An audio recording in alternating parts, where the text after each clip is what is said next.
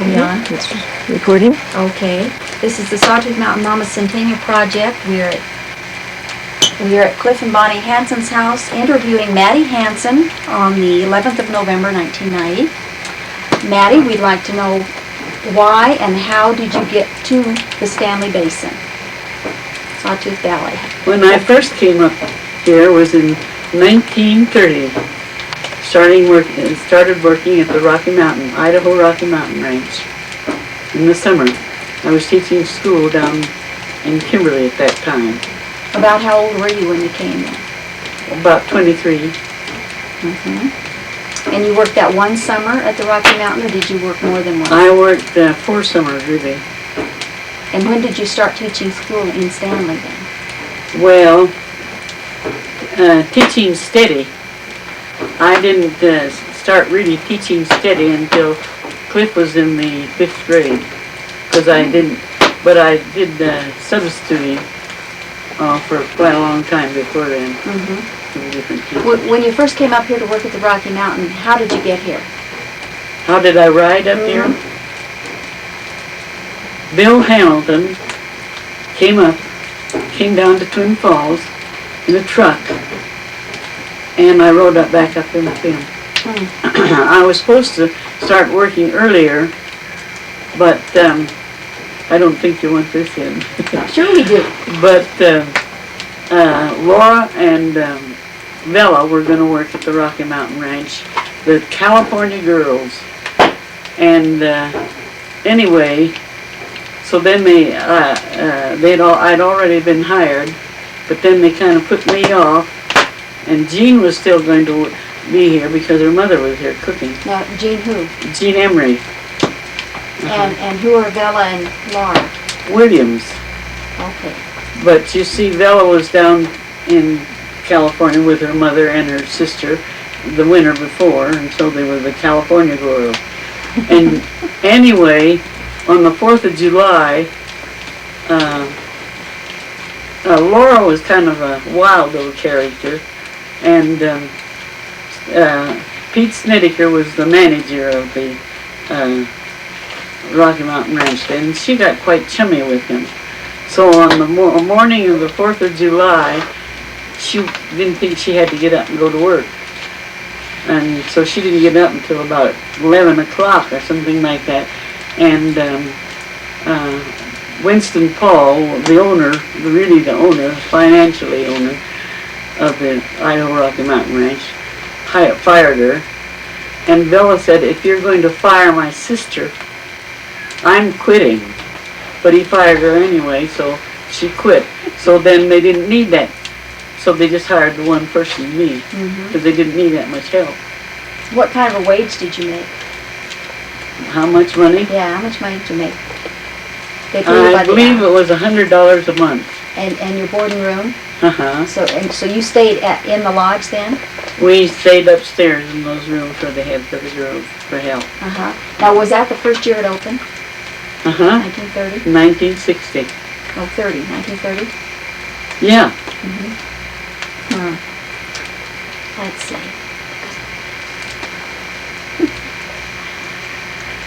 Okay. You started to teach school when Cliff was about in the 5th grade? Can you think of any, before we get on to that, can you think of any more stories about the Rocky Mountain Ranch? Different things, maybe guests that you had, or funny little incidents or anything that happened? Did they have a tennis court? We've heard that they had a tennis court there. Did they have a... They didn't have a tennis court when I worked there, but they had ping pong, and they started having that soon though after I quit working there. But they had the pond out front. Oh, you yes. could swim or fish in. Yes, and we always thought, well, Pete Snedeker was quite a golf player, and he had sampled, champion things he'd won, and we thought, oh boy, are we going to learn how to get some pointers from him on golf.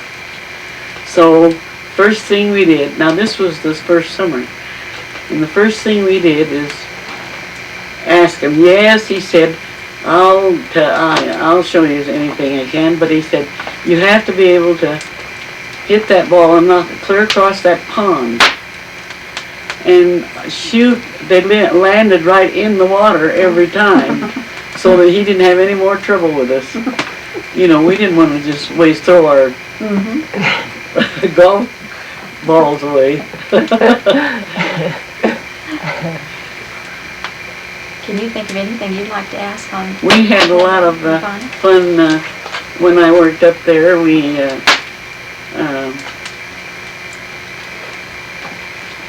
on Sunday evenings we used to all get together up in the lodge, and they'd sing songs and visit, you know, with the guests. Most of the guests there were from the east at that time, and they'd come and stay, you know, all summer, or like 6 weeks or something. Oh, and they ate in a lodge? Oh, they ate there, and then they could go out on day trips and things, you know. And like clear from the East Coast? Mm-hmm. They eat, huh? Mm-hmm. I'll be darned. Did you go in town And Saturday? we always said the ones that live when anyone came from Idaho, and they'd tip us at the table, you know, for their dinners. Why, we always said you can tell they're from Idaho because they didn't tip very hard. They didn't have the money, evidently. Evidently, they had to work for what they made. Yeah. Did you go in Stanley on Saturday night to dances and? Oh yes, we had more fun. We'd go in there, all of us together, and we'd say, Bardiar.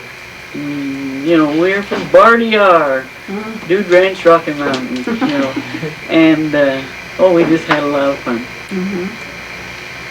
Tried all the different kind of dances, old time dances, and this one time in Stanley at the dance, it was Reva Gillespie's father was there.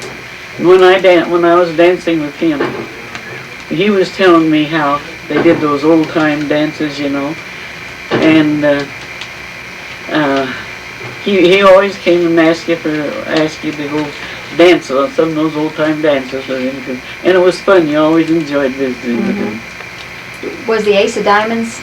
Did you dance at the Ace of Diamonds? That's where we danced. Oh, you darn. And the time when I had my foot, you know, when I had that accident and got my face cut, and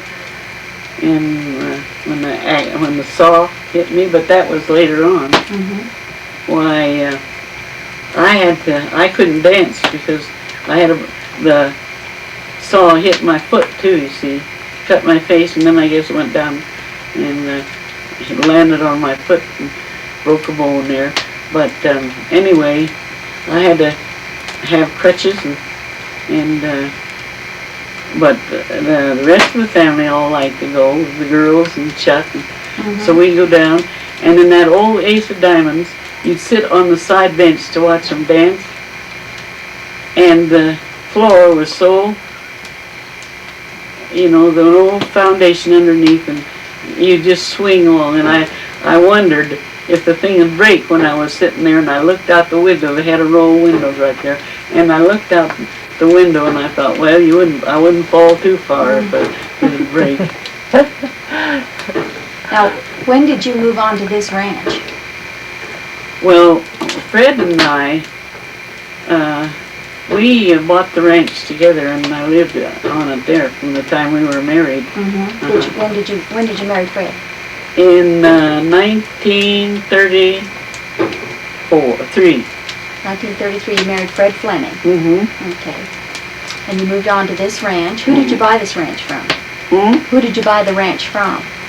It had been homesteaded by the nieces, and then they sold it to Barney Lanier had it. We had to make our payments to Barney Lanier. Oh. How much were your payments? Oh, Do you remember that? No. Well, we paid, when you didn't pay by the month, you paid by the year. And they weren't too much, because we bought the place in the first place for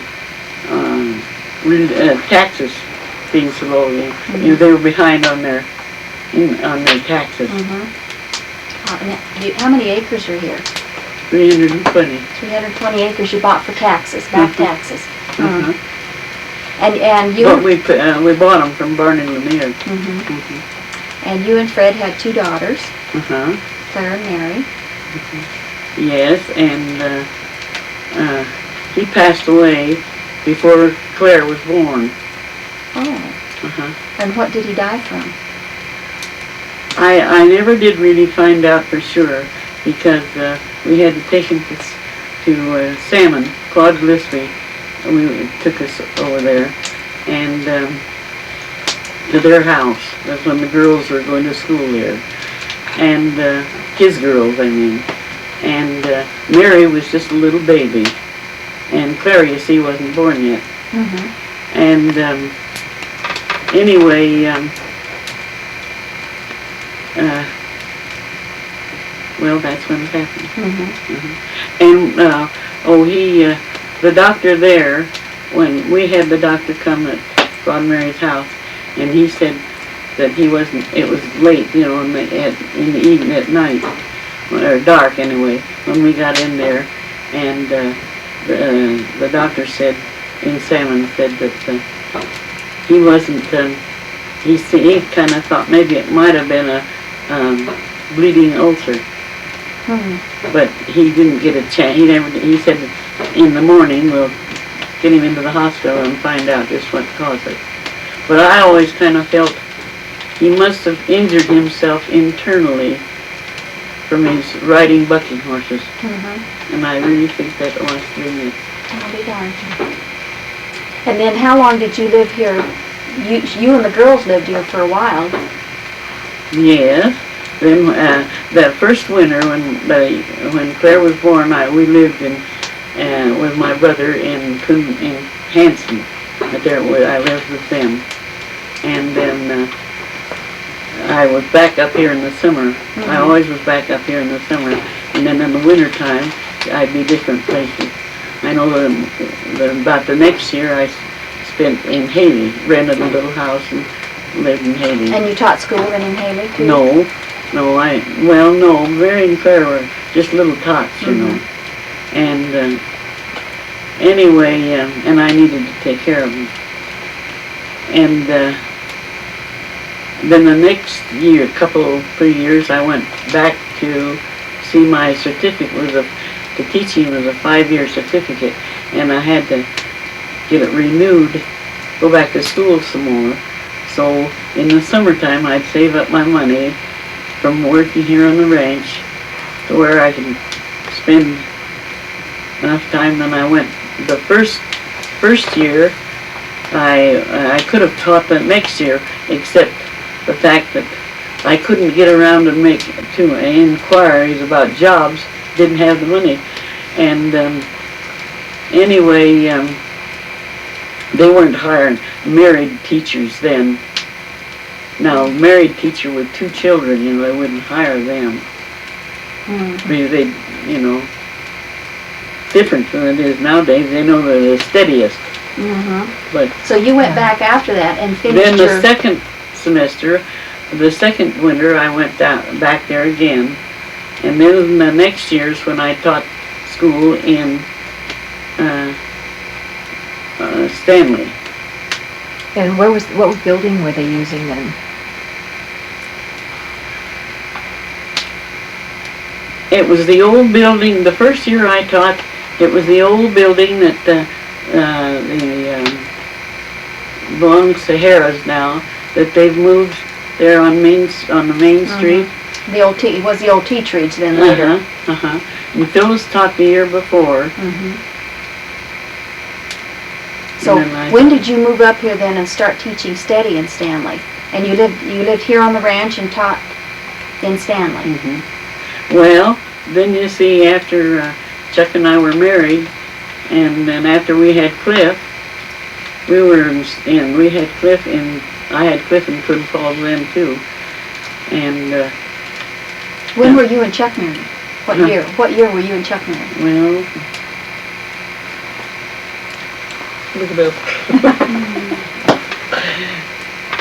Well, Cliff was born in 42, so Yeah, that's right, we were married in 1940. 1940. Mhm. Okay. Mhm. Now, how did you meet Chuck? Up here on the ranch.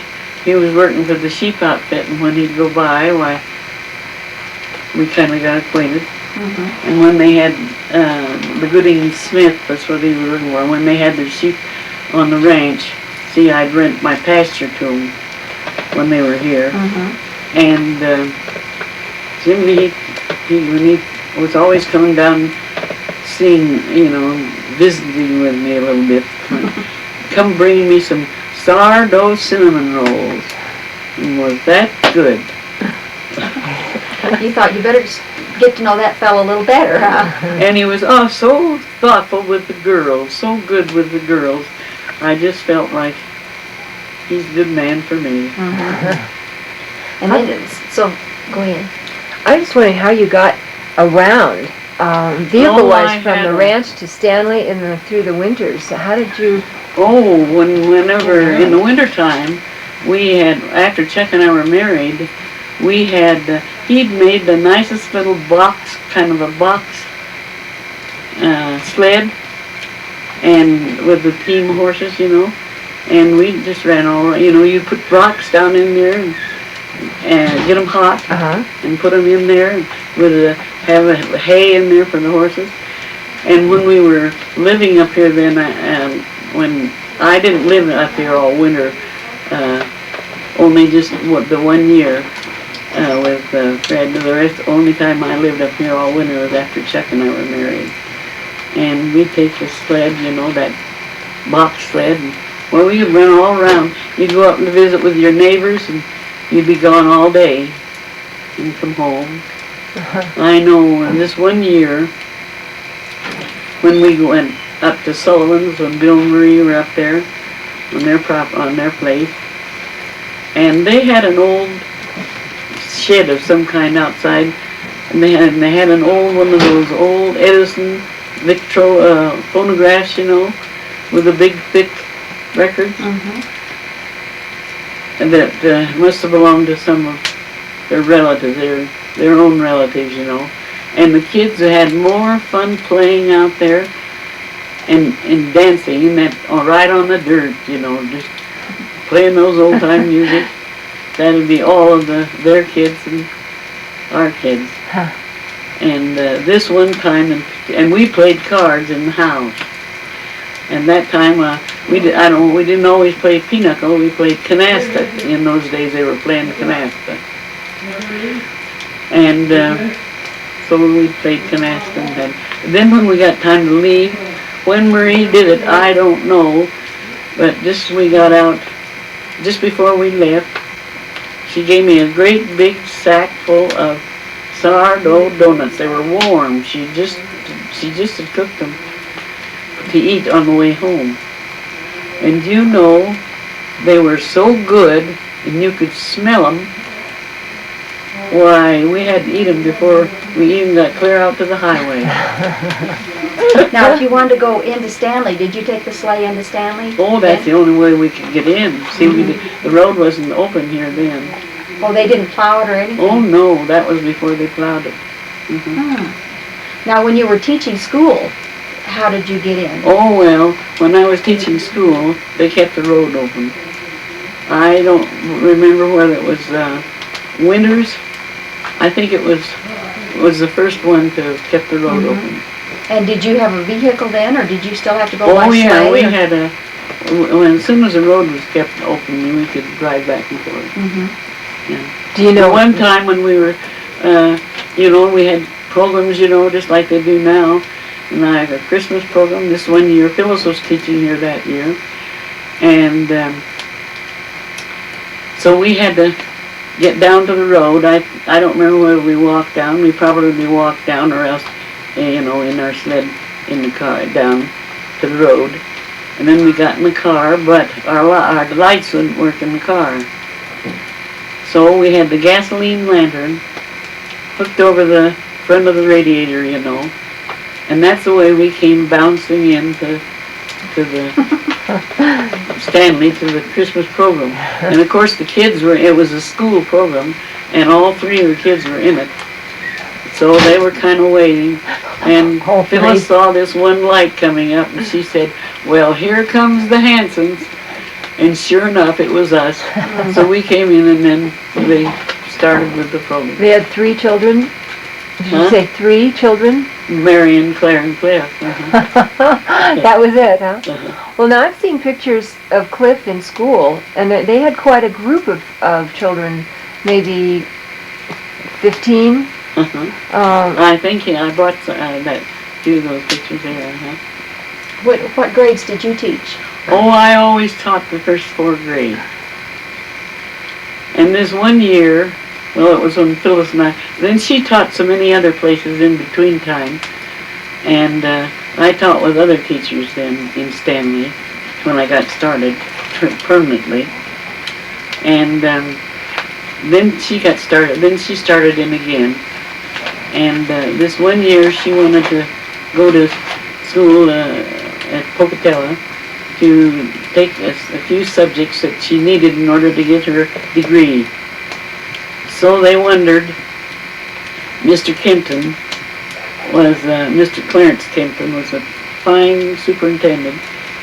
They thought that Phyllis was really the instigator of it, I think, that we could teach together until like Christmas time, and then she'd go the second semester. And then I'd have to take all 8 grades.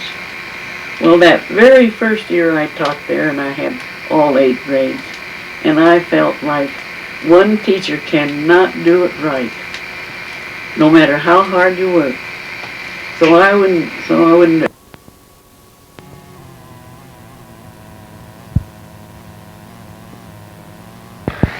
Okay, now you can go ahead.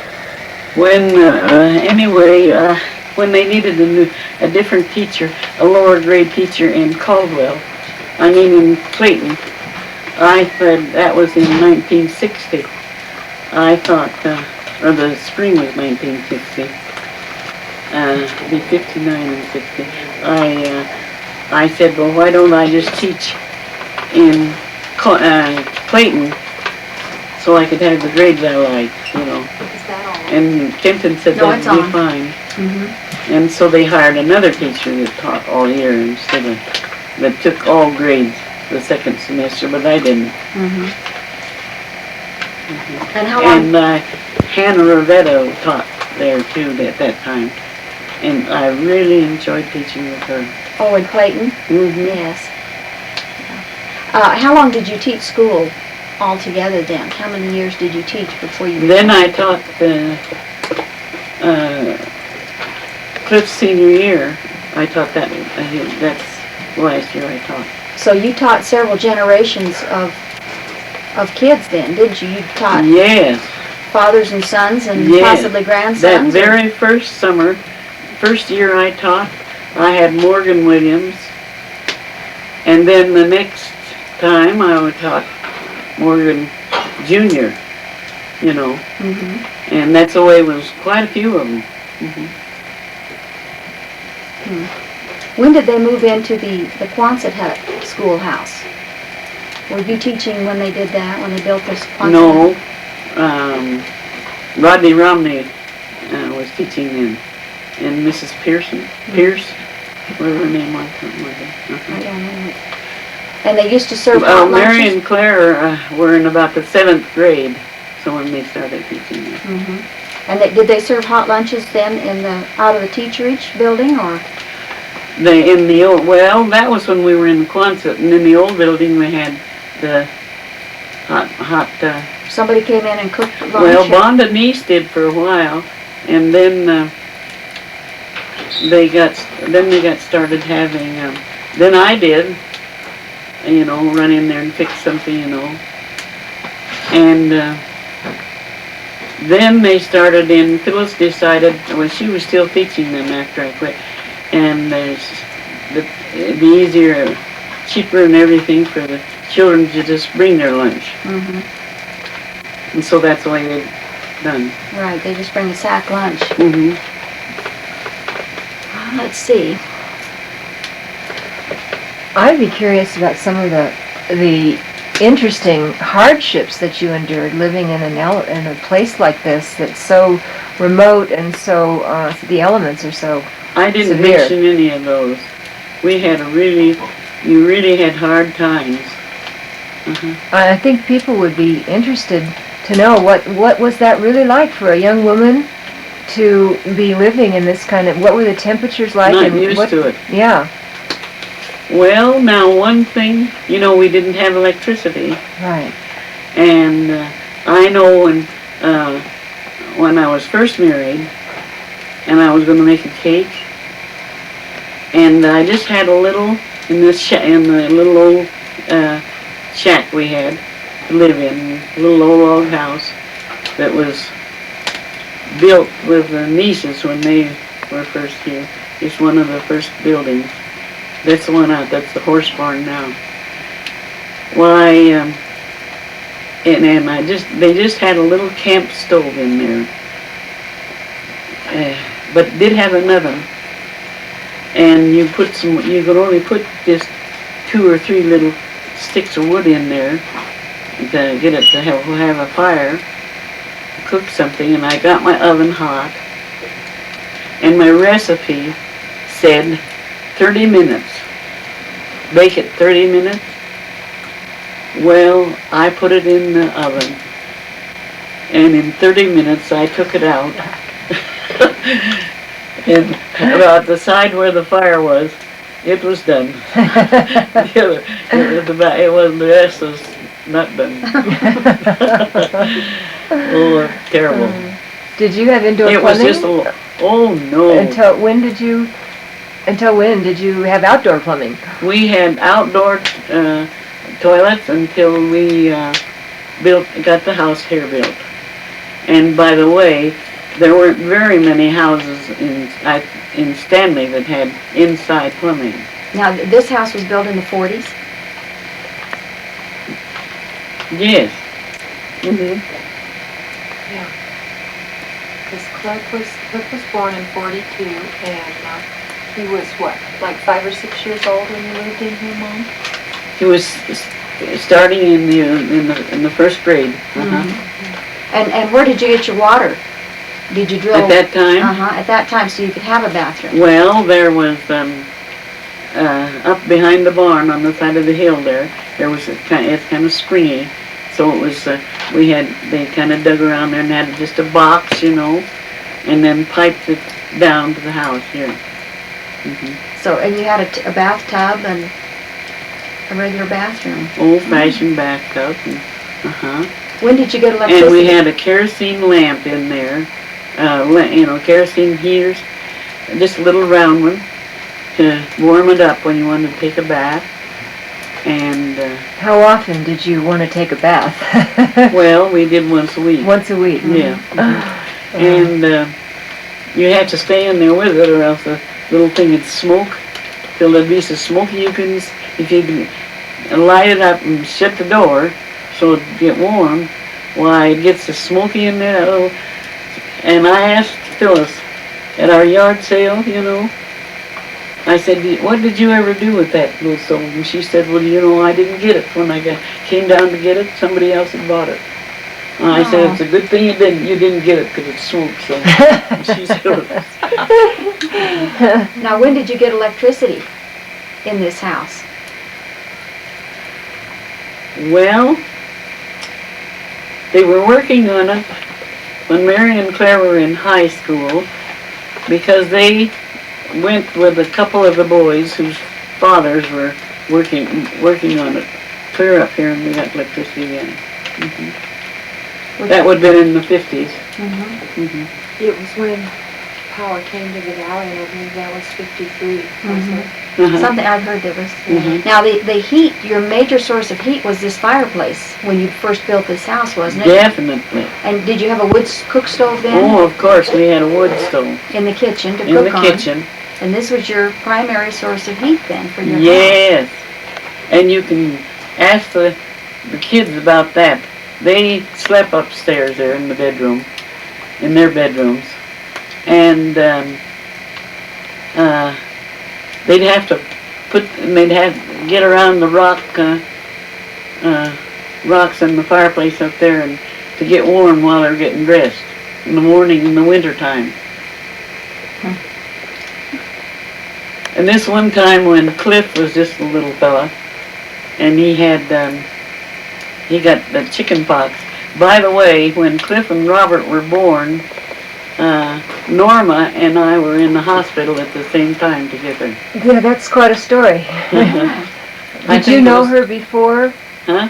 Before you were giving birth to No, Cliff? Did no, you two know each other? But you see, I was there a few days before she was, and then when she came, we got visiting, and then she told me her connections with the Shaws, you see, or Archie's, her husband's, and we had quite a visit. And you know, that's before they bought their property that they have, that Norma has had, and Archie had.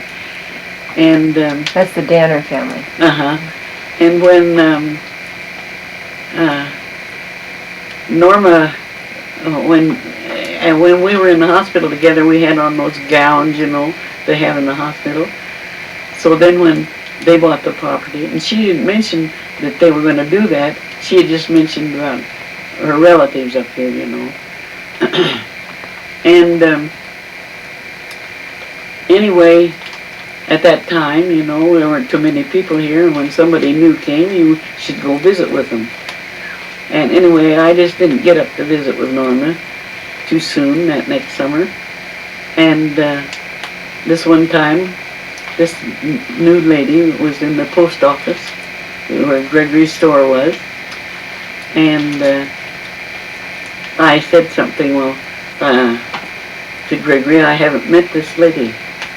And come to find out, she was dressed then with her clothes on, with, you know, she didn't have a gown. Right, he didn't An old plain recognize her. gown, hospital gown, and I didn't recognize her.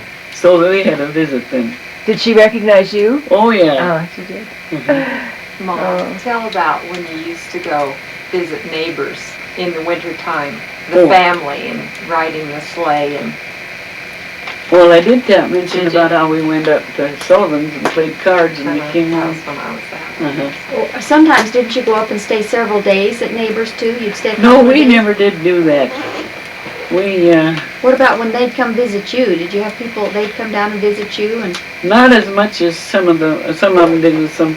Now I know Shaw's did an awful lot of that, and I don't believe we ever did have any of them come and stay all night. But and on New Year's Eve, you know, we'd have parties, and this one time it was our turn to have a New Year's Eve party up here. That's when we were in the house here. And so Chuck went down with this big sled, not the little box sled, but the bigger sled, and hauled everybody up from the highway up here. See, the road was open then. Anyway, but there were, now I know Mr. Gregory felt like those poor horses pulling all those people, so he walked, and they came up here, and Bill Wall was with them, and about everybody, and you know, at that time there weren't so many people like there are now. And so we had we played cards and have our party, and then we were eating about that time when it was midnight. And of course, you know, everybody could have radios with batteries, you know. And anyway, when it was 12 o'clock, I reached over and gave Bill Wall a kiss. And if you ever saw anybody surprised in their life, he was. He just embarrassed surprise. Everybody laughed. now did everybody bring food that was kind of like a potluck and everybody Oh brought food? no. No, you furnished all the food? Well, it was just it wasn't a dinner. It was just a like dessert. snacking foods? Or, Yeah. Oh, I see. Uh-huh. And did all the kids come too? Or? There weren't so many children that time, but if there were, they were all upstairs asleep, you know. And one time when Marjorie Shaw had New Year's party, and we all went up there. But we drove up to her place, and I know we had a little Chevy, I think it was, with just the 2 doors, you know, in the back part. Anyway, we had a fix for a bed back there in the back seat. And we had all the kids were there. And so then when they were getting tired and sleepy, why, we just, with our rocks, we got rocks for them, and the kids went out there and got their clothes off and put on their pajamas and got in bed. Slept till it was time to go home. Mom, tell about when you would be teaching in Stanley and Dad would bring you in milk and eggs. Yeah, when I was teaching in Stanley, I rented that little house of Ellen Neese's this one year. And when Chuck had on weekends, that's when we were living in the little in the little shack, you know. Why, I had this pressure cooker, my old pressure cooker, so he'd fix it up. He'd get it started with a stew, and about our favorite dinner when we got home was when he'd have the cabbage and pork, you know, and cooked it together. Anyway, he'd come in the afternoon in this little bobsled, and when I'd be kind of watching to see if it's getting time for him to get in, well, pretty soon I'd see Dewey, our dog we had then, come trotting in, maybe a little bit ahead of the Chuck and the sled, you know, and the team, and so we'd know, well, here he comes, because here comes Dewey. And you know, he'd get in there and fight with every dog he could see along the way till he got in. I guess everybody's glad we came back down here in the weekend. So he'd come in and pick you up then on Friday afternoon, and you'd come home for the weekend. Then he'd, take you back on Sunday? Oh, yeah. And this one year, when we did this, and it was at Christmas, after Christmas vacation, you know, and it had snowed. We'd had an awful lot of snow, but we had to get back, you know, and our horses were getting tired, and about the time we got about where the forest office is now, only on the road, and they couldn't even keep track of exactly where the road was then, when the snow was so deep. And anyway, our horses were getting so tired, and you could just tell, breaking all that snow, and all of a sudden we heard ee-aw, donkeys, you know, mules coming along, and it was the Harry Fleming's team. He was the mail carrier then, so he passed us up, and then he broke the trail on into town, and we made it. Made it easier for you to go then. Oh, yeah. Broken trail. How did they go again? E-oh, e-oh. We all had presents with us in his load, you know.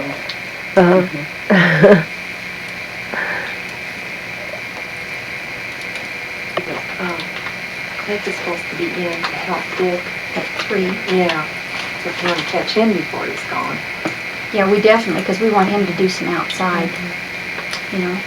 When did we move in the trailer park? Right, when did you move out of this house and into the trailer park? First you moved into the trailer park building, so. Yeah, we were there quite a few years, too.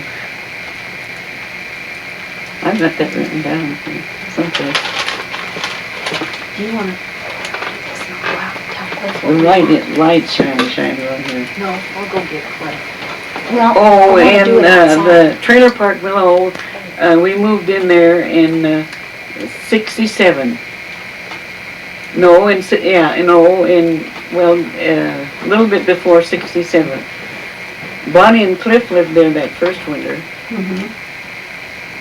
And then he was working out Sun Valley.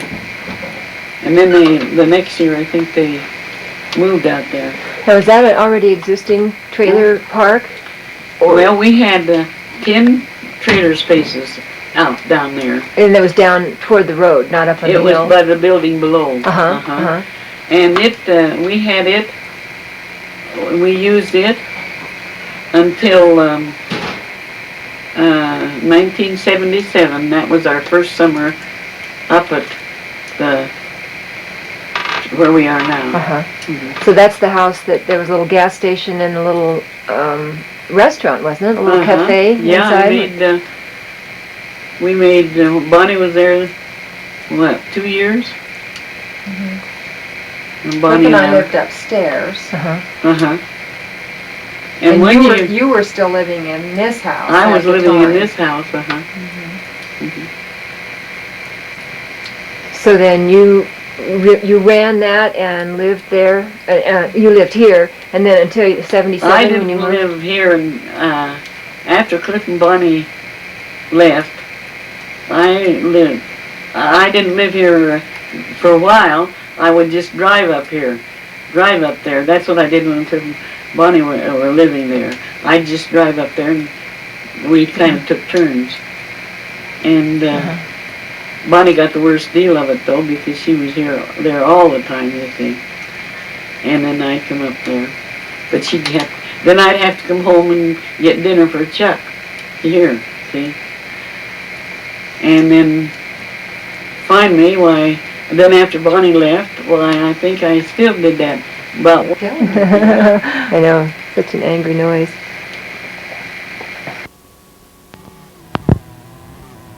Gotta keep this pose, I'm afraid I might lose you.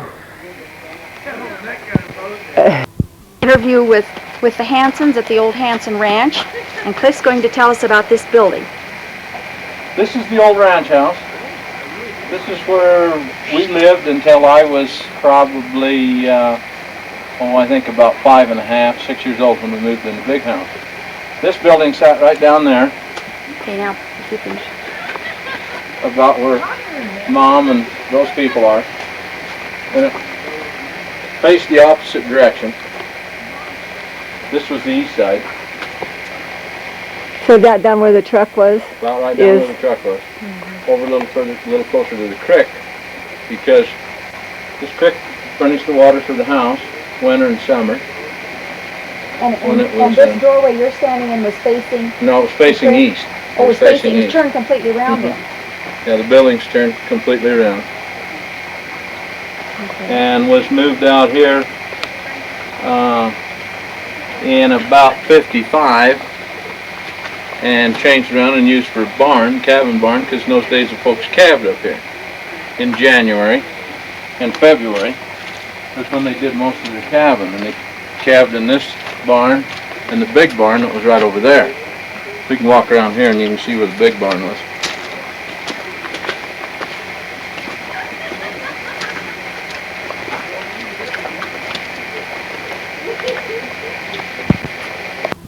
It is the only thing that's left of the old barn. There was a big old barn here with a big hay mound in it that they used to fill full of hay every winter, feed the cows with. The cows were out back. And right out back here, if you want to walk up through here, is where the spring was. It fed this house when it was built.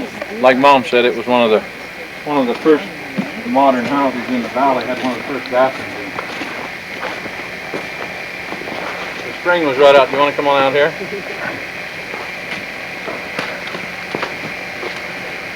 You walk out here without getting your feet wet.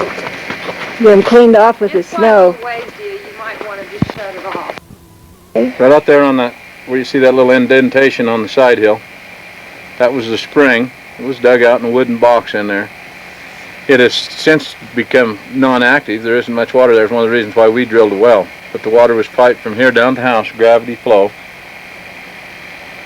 And in the house in the wintertime, the water was let run continuously. It went up over a spillway up into the attic and spilled over and then ran out the backside and ran continuously to keep it from freezing, because as everybody well knows, in those days there wasn't any digging equipment, so it was all hand dug down through here, and it wasn't deep enough to keep from freezing in a year when we didn't have any snow.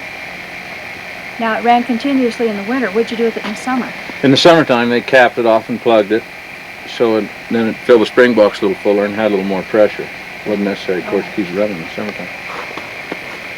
Now, where did these buildings, there's one Well, let's go down on the other side so you can get a shot of the lower side of that old shop building. Pretty big film. This building right here, as you can see, it's built in sections, was one part of the old CC camp that was over by Redfish, between Upper and Lower Redfish. This building was torn down and moved over in sections and put up for a shop. This building, you can see right over here, to see the roof of, which is a chicken house now. It used to sit where this one did, and it was the shop at the time. And Who built that, Dad Cliff? moved it was built probably the same time the house and the barn was built. It's as old as the house and the barn. I have wondered that. And it's that right here, and Dad moved it over there and put a concrete foundation under it. And it's been used for a chicken house ever since, and then, of course, it's a shop. And that's the conclusion. No, now we gotta go to this house. We have to go look at the chicken house. Don't get we this don't need to house go with that wood pile there, though, do ya? No. We at 4. Okay, rolling. I guess some of the things that I can remember most about building this house was Mom peeling the logs out here. I was real small at the time. And one of the other things I can remember about this house, when they put it up, of course it was all put up with hand labor and horses. And as you can see, there's no spliced logs in it. And there were no holes cut out for the doors and windows. The only hole was the door that's on the other side of the house for them to get access to it. And it took a lot of labor and a lot of hard hours to build it. The logs came from out west of Stanley, out past the Narrows, and were all hauled in full length on an old four-wheel wagon behind an old Chevrolet car. And there was an old fellow that used to come through the country years ago and help put up hay and help some of the ranchers by the name of Jasper Dean. And he's the one that cut the logs for the house. And I can remember going out with Dad and some of the trips we had getting the logs hauled in here, just a few at a time behind the old car. And it seemed like it took forever to do it, but I was pretty small at the time, and so, you know, you just didn't have time then. And I can remember one time when they were building it that one of my uncles were up here, and a guy by the name of Buck Allen, and they were sleeping down on the bottom, and I believe it was Phil Sullivan and I, or maybe Bob Danner, sneaked in, and we were upstairs, and they were down sleeping, and it was after a Saturday night dance, and they were a little hungover and resting good, so we started throwing chips on them. Anything we could find upstairs we were throwing down on them, and of course that upset them and they ran us out. But I guess really, you know, you take time to tell all the stories that's been in this old house, but it's sure been a nice place to live, and we really enjoyed it. Has it been re-chinked or anything since then? No. The reason it's I'm never been asking, rechinked. if you can zoom in, I see The Cliff. original windows up here, these big windows have been changed out to thermal panes. I see the name Cliff written in the chinking next to that window. Is that your handiwork? Probably. Right See it next to that big window, flagpole upper left? bracket. Can you see it? Sure do. I'll have to say that that's a new one on me. As many times I've looked at the house, I didn't know what it was. It just jumped out at me. I could. Huh. And now go to Bonnie. Bonnie, do you remember when you moved into this house? Well, we were just discussing that earlier, and I really don't remember the date, but Charlene was a preschooler when we moved in here. And Charlene is now how She's old? 21 now. And this house has treated us well, I'll tell you. We've enjoyed all the space. It lends itself well to lots of company and lots of visitors. I remember hearing a story about there was supposed to be a porch on this side. What was the story behind that? Well, as I recall, it was a big argument between Mom and Dad about having a porch on the end of the house, and Dad always said, well, didn't have time and one thing and another, and Mom always wanted a porch. And I believe one of the things Dad made Bonnie promise is that there wasn't a porch built on the house until after he was gone. Because that way Mom could say, well, see, You didn't do it for him, or for me, but you did it for her.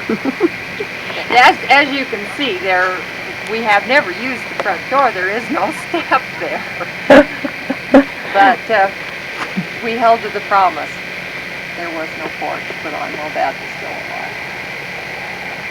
We did begin oiling the house, however, in the last, 10 years. Well, ever since we've lived here, we've started oil. Before that, it had never had any oil put on it. That's But it's good and solid. and a metal roof has been added since it was originally built.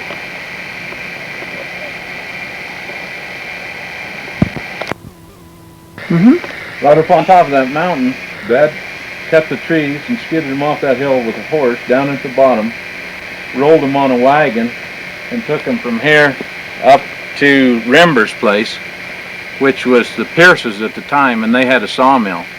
And that's where the lumber was cut that's in the rafters and the sheeting that's in the roof. And that's up on the hill Right up on top of that hill. He skidded them all off and there with a team of horses. where they still have snow, huh? You can still see just a little bit of the skid trail where it came right down the draw and right down towards the Quakies.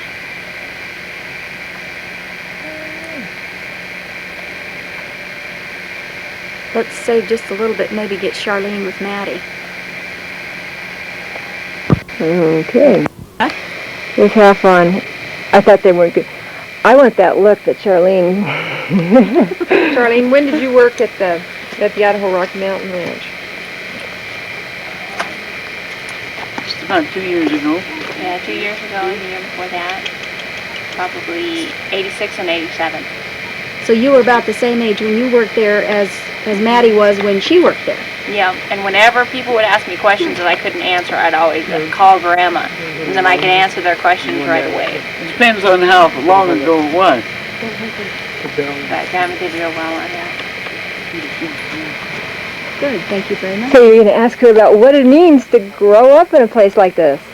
I mean, you go to school in Boise, and you're fairly unusual and unique to have this kind of It's background. really an incredible place to have as home. You know what I always thought too was children that grow up out in the country and like up here, they can go to a city and adapt themselves very well compared to the way a city girl can come to the country And try to adapt, which is... and try to adapt. I agree. Yeah, well, let's see, Charlene has her city outfit.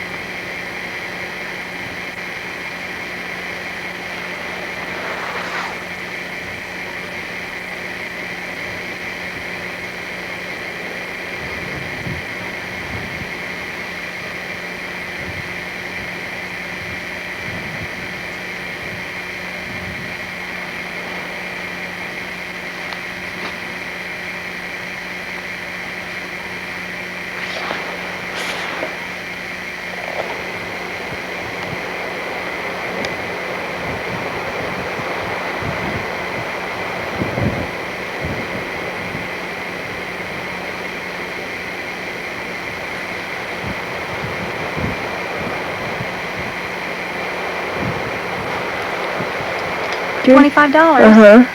25. So those are the old logs. Yeah, the bench logs here on the south end. Okay. And then, Wouldn't it be wonderful to spend the winter in here? you'd actually get all your projects done. Mm-hmm. Those are the new logs there on the left. Right.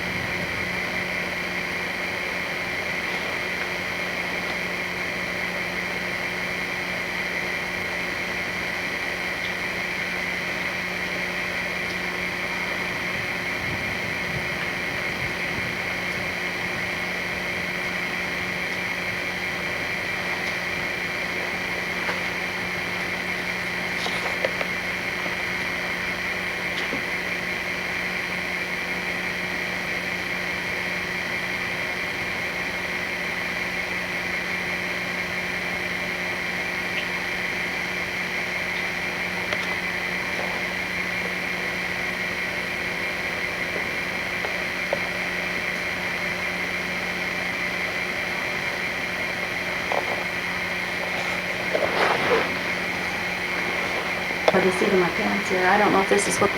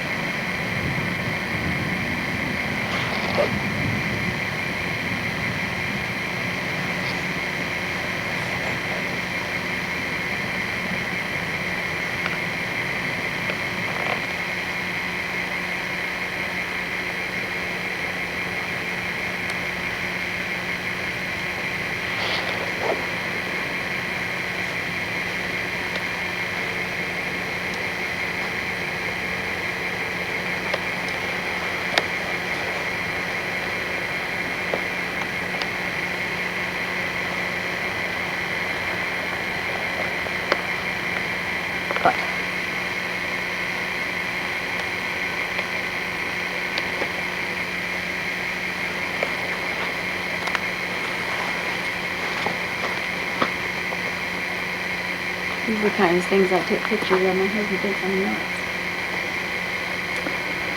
Oh, they're just so unique and unusual. It should be. Oh my golly, I keep. Oh, it's just now on 24. I've had 24 years. Really. I'm glad this one's done because it's the rest of my quilt show.